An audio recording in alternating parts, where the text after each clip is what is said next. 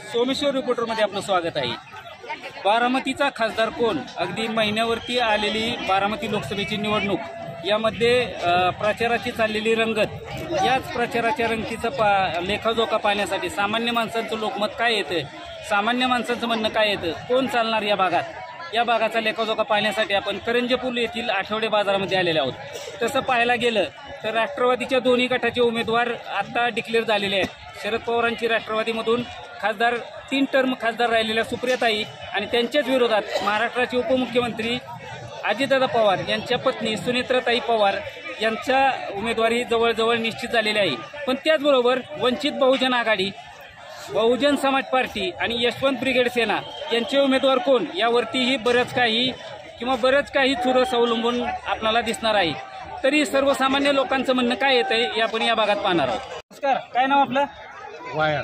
आता बारामती लोकसभेचं निवडणूक चालू झालेली आहे, काय वाटतं आपल्याला, कोणाचं पारडं जड आहे? आता काय होईल ती सांगता येत नाही, पण आम्ही दादांची माणसं एवढंच सांगू शकतो। आता लोकसभेचं निवडणूक चालू आहे, आता मतदान एका महिन्यावर, काय वाटतं कोणाचं पारडं जड जाईल? शरद पवार पार्टी जड जाईल। अजितदादांच्या मिसेस त्यांच्या विरोधात उभे आहेत, तरी शरद पवारांचं पारडं जड जाईल। आता बारामती लोकसभेची निवडणूक लागली आहे, काय वाटतंय आपल्याला कोणाचं पारडं जड आहे? शरद पवार। अजितदादांचे मिसेस त्यांच्या विरोधात उभे आहेत, मग यावेळेस लोकसभेला कोणाचं पारडं जड आहे असं वाटतंय आपल्याला?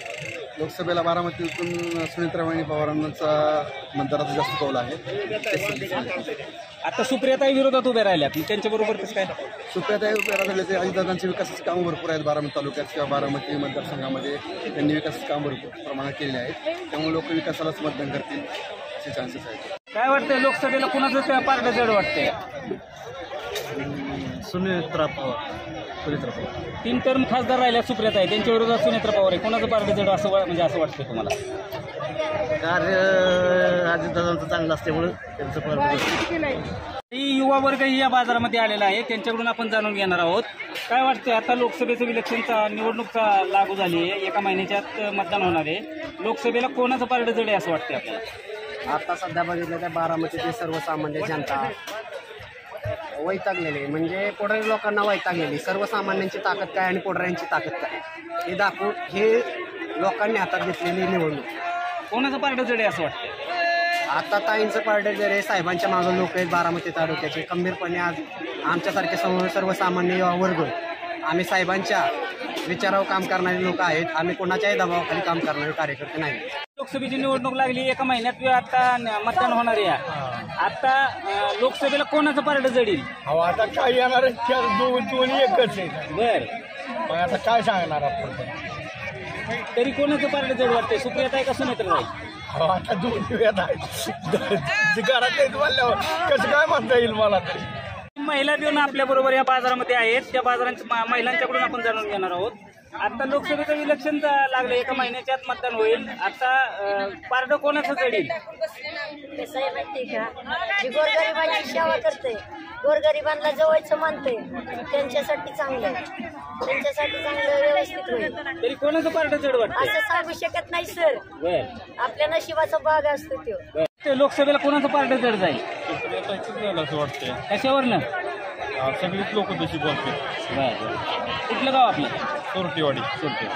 लोकसभेचं इलेक्शन आहे बारामतीचं, आता कोणाची निवडणूक आणि कोण निवडून येत साधारण? आम्हाला ताई निवडून असं वाटतं, कशावरनं? त्यांचे कार्यक्रम चांगले बरं वाटतं। काय वाटतंय लोकसभेला कोण निवडून येईल आता? लोकसभेला आता असंही झालंय की सगळा कल सुप्रिया सुळेंवरती लोकांचा, मतदारांनी त्यांनी भरपूर केलेलं असं तालुक्यासाठी, पण सगळा कल इथं जसं म्हणजे आता मी बघते आपले साधारण पाहुणे 7 पाहुणे तिकडे फोन मी करून त्यांना विचारले कसं काय केलंय, ते सुप्रियाताई इथं सोमेश्वरमध्ये सुद्धा सुप्रियाताई चाललंय सगळी। हां, काय वाटतंय आता इलेक्शन लागलंय लोकसभेचं, कोण निवडून येईल बारामती? सुप्रिया सुळे। कशावरनं? लोकसभेला आता कोण निवडून येईल किंवा कोणाचं पारडं जड आहे? सुप्रियाताईंचं। कशावरनं म्हणताय? पवार साहेबांचं कार्य मोठे म्हणून, बरं, त्यामुळे सुप्रियाताई भरपूर मतांनी निवडून येणार। अजितदादांच्या मिसेस त्यांच्या विरोधात उभे आहेत, आज त्यांच्या पण पवार साहेबांच्या कार्यकर्त्यामुळे सुप्रियाताई निवडून येणार। वाटतं आता लोकसभेत निवडणूक लागली यात कोणाचं पार्ट जड आहे किंवा कोण निवडून येऊ शकतं? साहेबांचं कशावरनं म्हणताय? आणि लोकांचं मनच आहे ना त्यांच्यावर, प्रेम आहे सगळ्यांचं. लोकसभेचं इलेक्शन लागले, आता निवडणूक लागली आहे, एका महिन्यात मतदान आहे. आता बारामती लोकसभेला कोणाचं पार्ट जड आहे किंवा कोण निवडून येऊ शकतं? अजितदादा पारड जड वाटतंय. गाव पातळीवर अजितदादाचे कामं भरपूर आहेत. या काही पुढ्यांचं काम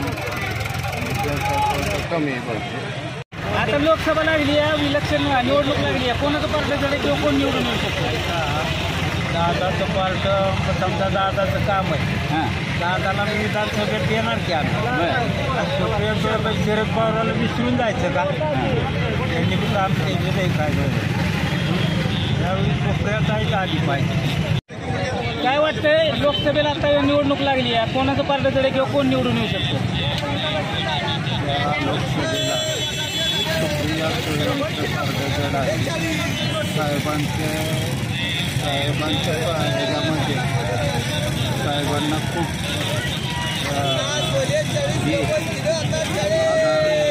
लोकांचं साहेबांचं पूर्वीपासूनचं प्रेम आहे आणि सुप्रिया सुळे संसदरत्न असल्यामुळे त्यांच्या कामाचा अनुभव आणि बरेचसे त्यांनी 20-25 वर्ष ते काम केलेलं आहे.